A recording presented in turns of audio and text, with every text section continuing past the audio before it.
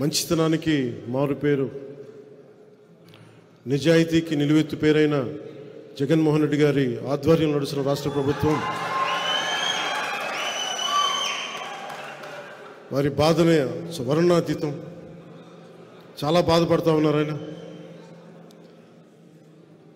ఆయన అందరూ ఇబ్బంది పెట్టేస్తున్నట్టు, ఆయన ఒక అర్జునుడిలాగా, మేమందరం కౌరవుల్లాగా,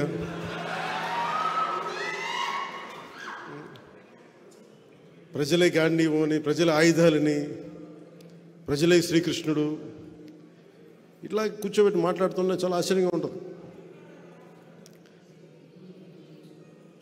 ఏ రోజున కూడా నేను జగన్ గారిని, అర్జునుడు ద్రౌపదిని కౌరవులు నిండు సభలో అవమానం చేశారు. నిండు సభలో కౌరవులు. అర్జునుడు తనకి ఆడపడుచులను ఎప్పుడు రక్షించాడు, కానీ ఎప్పుడు తోలనాడలేదు. జగన్ అర్జునుడిగా పోల్చుకోవడం చాలా హాస్యాస్పదంగా ఉంటుంది. సొంత చెల్లెల్ని, షర్మిల గారిని అత్యంత నీచంగా మాట్లాడుతూ ఉంటే ఎంకరేజ్ చేసే వ్యక్తి అతను అర్జునుడితో పోల్చుకుంటున్నాడు.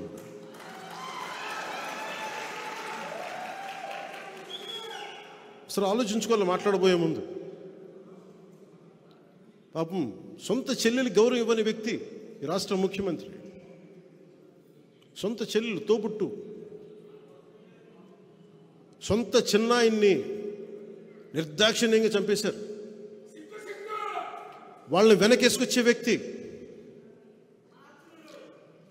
వివేకానంద రెడ్డి గారి కూతురు సునీత గారు, నాకు రక్షణ లేదు, చంపేస్తానని ఫోన్లు వస్తున్నాయని ఆవిడ చెప్తా ఉంటే ఇలాంటి వ్యక్తి అర్జునుడితో పోల్చుకుంటా ఉన్నాడు.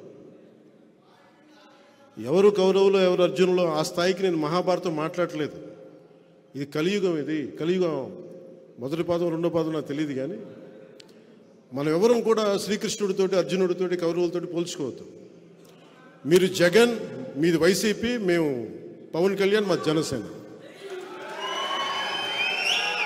ఎవరు మంచివాళ్ళు, ఎవరు నిలబడేవాళ్ళు, ఎవరు ప్రజలకు అండగా ఉండేవాళ్ళు, ఎవరు దోపిడీ చేసేవాళ్ళు ప్రజలకు బాగా తెలుసు. ప్రజలు నిర్ణయిస్తారు. స్వాగతం చెప్పుకోవాల్సిన అవసరం లేదు.